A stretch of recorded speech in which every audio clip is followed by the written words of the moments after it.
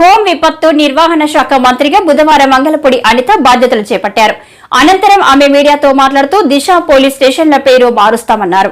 Police department లో కూడా చాలా ఇబ్బందులు ఉన్నాయని, పోలీసులో పాత బ్లడ్ ఉంటే పక్కకు తప్పుకోవాలని సూచించారు. చంద్రబాబు నాయుడు గారి ఆశీస్సులతో, లోకేష్ బాబు గారి తాలూకా మాకు కృషితో ఈరోజు ఆంధ్రప్రదేశ్ రాష్ట్ర హోమ్ మినిస్టర్గా బాధ్యతలు తీసుకోవడం జరిగింది. ఈరోజు అందరికీ కూడా మా అందరికీ కూడా గుర్తుండిపోయే రోజు.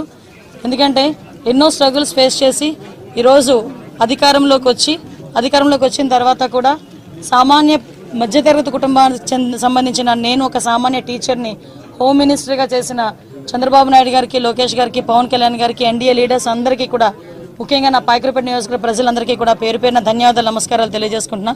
ఏదైతే చంద్రబాబు నాయుడు గారు మా మీద పెట్టిన ఈ గురుతర బాధ్యతని సమర్థవంతంగా నిర్వహిస్తామని, దానికి ప్రతి ఒక్కరు కూడా సహాయ సహకారాలు అందించాలని నేను మనస్ఫూర్తిగా కోరుకుంటున్నా.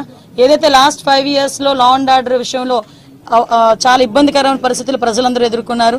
ముఖ్యంగా గంజాయి డ్రగ్స్ విషయంలోని కానీ, విచ్చలవిడిగా ఉన్న గంజాయి డ్రగ్స్ నిర్మూలించడం కానీ, అదేవిధంగా అమ్మాయిల మీద జరుగుతున్న అఘాయిత్యాల మీద ఉక్కుపాదం మోపడం కానీ, రాబోయే కాలంలో లా అండ్ ఆర్డర్ విషయంలో ఎక్కడా కూడా ఎటువంటి ఇబ్బంది లేకుండా ఆంధ్రప్రదేశ్ ప్రజలందరూ కూడా సుఖ సంతోషాలతో ఉండాలని మనస్ఫూర్తిగా కోరుకుంటూ, దానికి మేమందరం కూడా కృషి చేస్తాం. దానికి ప్రజలందరి దగ్గర నుంచి కూడా సహాయ సహకారాలు అందించాలని, మీడియా పరంగా మిమ్మల్ని అందరినీ కూడా సహాయ సహకారాలు అందించాలని మనస్ఫూర్తిగా కోరుకుంటున్నాం. యాక్చువల్గా ఒక బడ్జెట్ రిలేటెడ్ సంబంధించిన మన ఓటింగ్ సంబంధించిన బడ్జెట్ రిలేటెడ్ మీద ఈరోజు పెట్టడం జరిగింది. ఫస్ట్ బడ్జెట్ పెట్టడం జరిగింది. ఇంకా మేము కూర్చోవాలి, ఒకసారి ఒక మీటింగ్ కూర్చోవాలి యాక్చువల్గా. ఎందుకంటే చాలా ఇష్యూస్ ఉన్నాయి. ఇప్పుడు దిశ పోలీస్ స్టేషన్ ఆల్రెడీ దిశ చట్టం ఏమీ లేకుండా దిశ పోలీస్ స్టేషన్స్ అనేది మార్చారు. ఆ దిశ పోలీస్ స్టేషన్ అనేది పేరు కూడా మార్చాలి. అట్ ద సేమ్ టైం చాలా ఇష్యూస్ ఉన్నాయి. పోలీస్ డిపార్ట్మెంట్ వాళ్ళు చాలా ఇబ్బందులు వాళ్ళు ఎదుర్కొంటున్నారు. డిపార్ట్మెంట్ వైజ్గా ఇబ్బందులు చాలా ఉన్నాయి వాళ్ళకి కూడా. ఈవెన్ ఇప్పటికీ కూడా కొన్ని పోలీస్ స్టేషన్లోని మినిమం ఎమ్యూనిటీస్ లేకుండా వాళ్ళు ఇబ్బందులు పడే పరిస్థితి కనిపిస్తూ ఉంది. అలాంటి విషయంలోని కానీ రాబోయే సిచ్యువేషన్స్లో ఇప్పుడు గాంజా డ్రగ్స్ విషయంలో ఏదైతే ఇనిషియేషన్ తీసుకున్నామో దాని మీద కూడా ఒక టాస్క్ ఫోర్స్ ఏర్పాటు చేసుకొని దాన్ని కూడా ముందుకు తీసుకెళ్లే కార్యక్రమంలో రేపు ఫర్దర్గా మేము కూడా ముందుకెళ్తాం.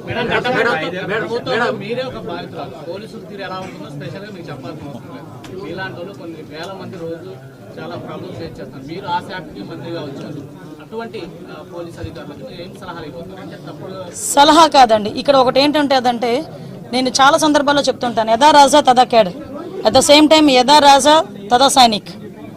ఓకే, రాజు ఎలా ఉంటే సైనికులు అలాగే ఉంటారు. ఈరోజు రాజు మారాడు, సైనికులు ఆటోమేటిక్గా మారాలి. That's it.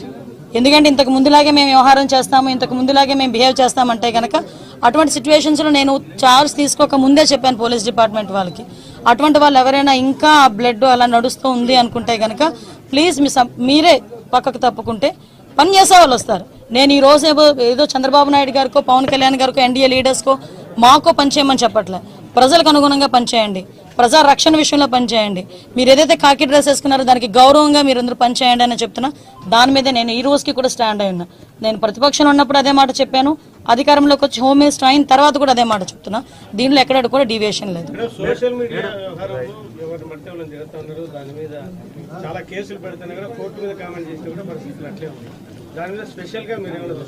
కంపల్సరీగా అండి. ఎందుకంటే ఇప్పుడు సోషల్ మీడియాలో మాట్లాడేది ఎలా ఉందంటే ఏదో వాక్ స్వతంత్రం ఉంది కదా అని నోటుకొచ్చినట్టు ఎక్కడ పడితే అక్కడ చాలా వల్గర్గా మాట్లాడడం, అది కూడా కొంత అవతల వాళ్ళ మనోభావాలు దెబ్బతీసేటట్టుగా మాట్లాడడం, ఇవన్నీ కూడా చూస్తున్నాం.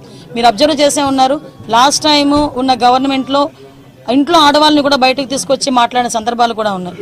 ముఖ్యంగా వాటి విషయంలో కోర్టులు ఇన్వాల్వ్ అయినా జడ్జెస్ గురించి కూడా మాట్లాడిన సందర్భాలు ఉన్నాయి. అంటే వాళ్ళు ఏమనుకుంటున్నారంటే సోషల్ మీడియా అంటే నా పెన్ను, నా పేపరు, నాకు నచ్చింది రాసుకుంటాను అంటారు. కానీ నీకు నచ్చింది రాసుకుంటే నువ్వు ఇంట్లో బీరోలో పెట్టుకోవాలి, అంతేగాని పబ్లిక్ డొమైన్లో పెడితే అది పబ్లిక్ అవుతుంది. కాబట్టి అటువంటి విషయాలు కంపల్సరీ కోర్టు, లాయర్ డిపార్ట్మెంట్ లీగల్గా కూడా దాని మీద నేను ఒకసారి చూసుకుంటాను, మాట్లాడతాను.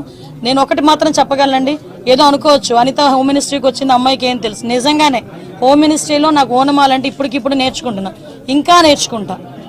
యాజ్ పర్ లానే వెళ్తాం, ఎక్కడ కూడా డీవియేషన్ అనేది ఉండదు. ఎవరైతే తప్పు చేశారో తప్పు చేసిన వాళ్ళకి ఎట్టి పరిస్థితుల్లోనే శిక్ష మాత్రం పడుద్ది. అందులో ఎప్పుడో మేము చాలా రోజులైపోయింది మా మీద కేసులు పెట్టేసి మేము బెయిల్స్ మీద బయటకు వచ్చేసాం అనడానికి కూడా లేదు.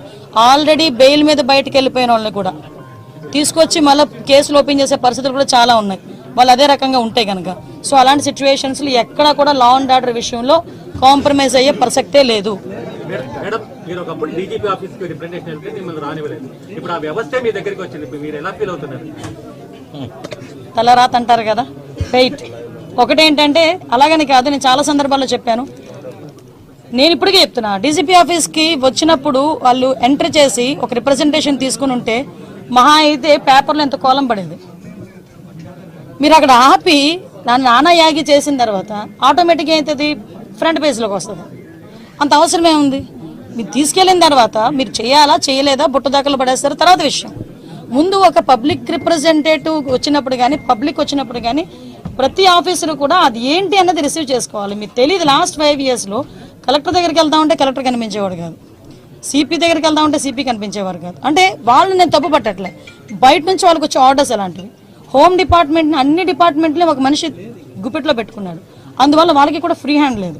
నేను లిటరల్లీ డిపార్ట్మెంట్ వాళ్ళని కూడా నేను తప్పు పట్టట్లే, వాళ్ళు కూడా పై అధికారులు ఏం చెప్తారో అది చేయాలి తప్పించి వాళ్ళు ఇండివిజువల్గా చేసే పరిస్థితి లాస్ట్ 5 yearsలో లేదు. ఎంత దారుణం అంటే నేమ్ బోర్డు అనేది వాళ్ళకి ఇచ్చే ప్రైడ్. మీరు పెట్టుకోగలరా నేమ్ బోర్డు? నేను పెట్టుకోగలనా నేమ్ బోర్డు గుండ్ల మీద? అది ఓన్లీ పోలీస్ డిపార్ట్మెంట్కి ఒకరికే సాధ్యం.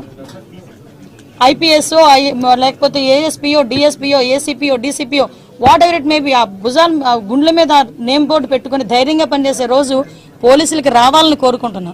ఇప్పుడు వచ్చిందని కూడా నేను భావిస్తున్నా.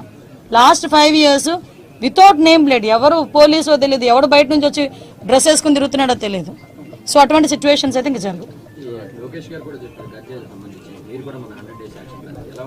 100 days యాక్షన్ ప్లాన్ ఇప్పుడే డీసీ గారు నాకు తీసుకొచ్చి ఇచ్చారు.